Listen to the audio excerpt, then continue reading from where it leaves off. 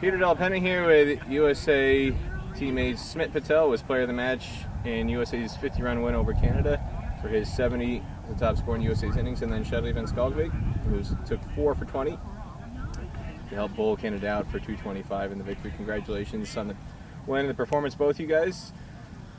Debut tour for both you.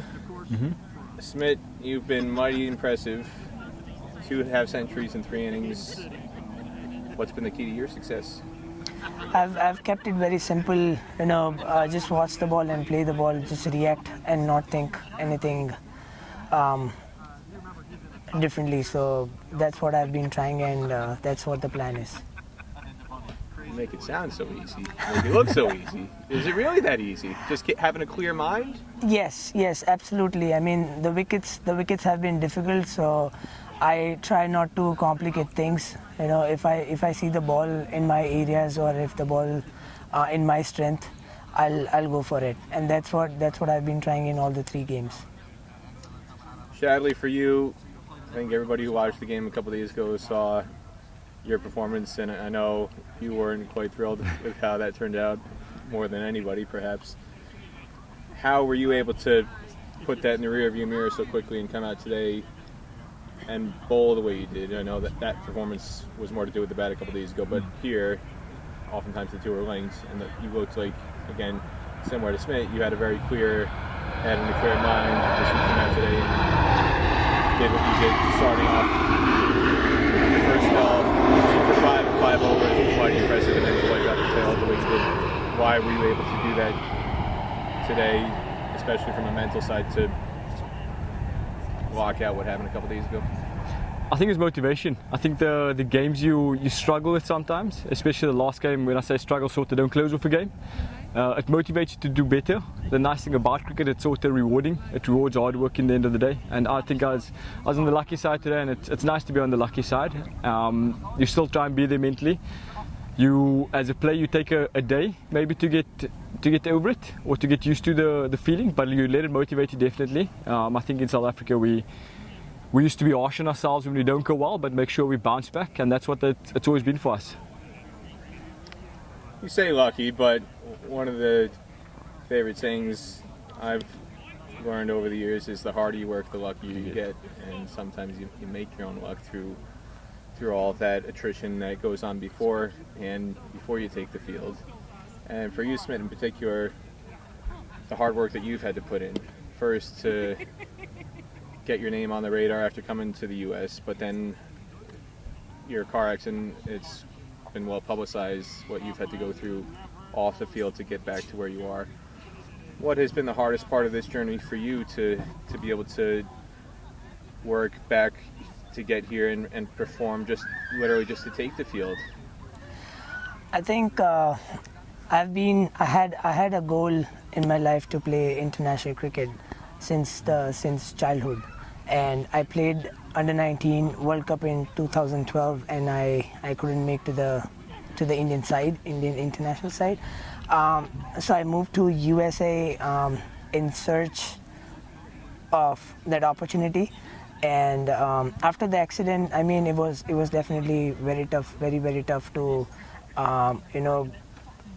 motivate myself every day to go get better, go through all the therapies and all the trainings, all the skill sessions I've put in. I've put in lot of there's a lot of hard work behind today's performance. So I don't have enough words to put in the effort I have made to come here.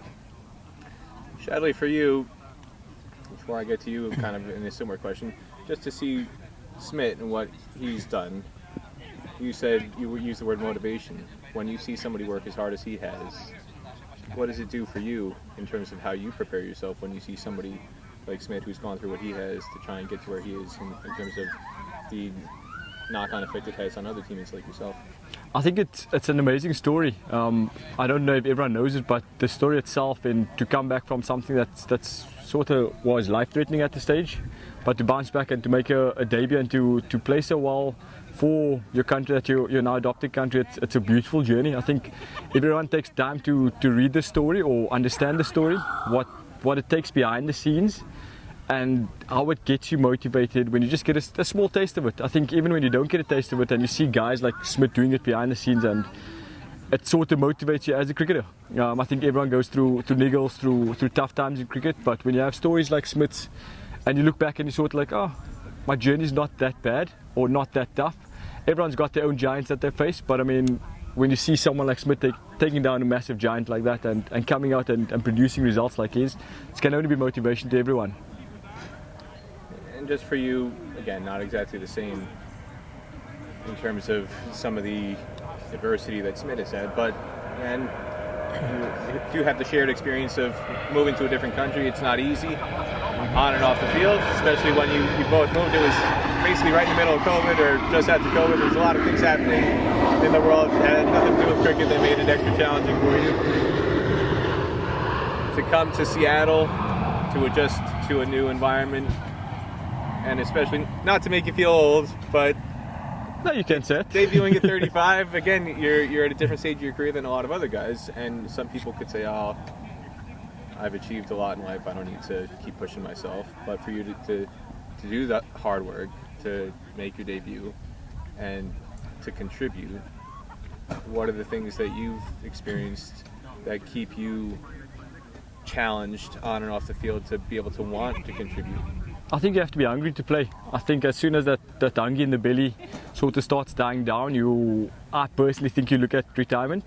And as long as that fire and that hunger is in my belly, I'll carry on and keep as fit as I can if the body allows me to continue. I think, luckily enough, I think guys like Jimmy Anderson and the Tom Brady's that sort of push the age limit back for professional sports, and the Fafs of the world, you look back and you think, maybe I could go a little bit longer. If you look after yourself and if I take care of my process, which I trust, and if I take care of that things, if I happen to get the cherry at the end, then so be it. But if I happen to enjoy the journey along the way, so be it also. You guys have one more match in terms of the ODI leg of this tour, and it's, at the moment, unless there's any changes, that will be the end of the tour for both of you. You guys have both been included just for the ODIs. What are your targets now heading into that final match, both personally and as a team, against the Netherlands? Start with you, Smit. I think the process remains the same. Doesn't matter it's first game or the last game. We come out to the ground to win the game for our country. So that's the whole idea, that go back tonight, do our recovery stuff, get into the gym tomorrow, work, rest again, and turn up for the next game to win. And that's basically every time I walk out to win the game. I just love contributing to a team. We're all in it to achieve a goal, and that's the biggest factor for me. And if I can happen to contribute and some things go my way on the day, may it be that way. But it's definitely to come here. We're motivated. We heard from the last game at least, but so there's some motivation behind it, and I think all of us want to come here and win the game. There you have it. Smit, Patel and Shadley van Schalkwyk. Congratulations on a USA win. Thank you. you. Thank you, Peter.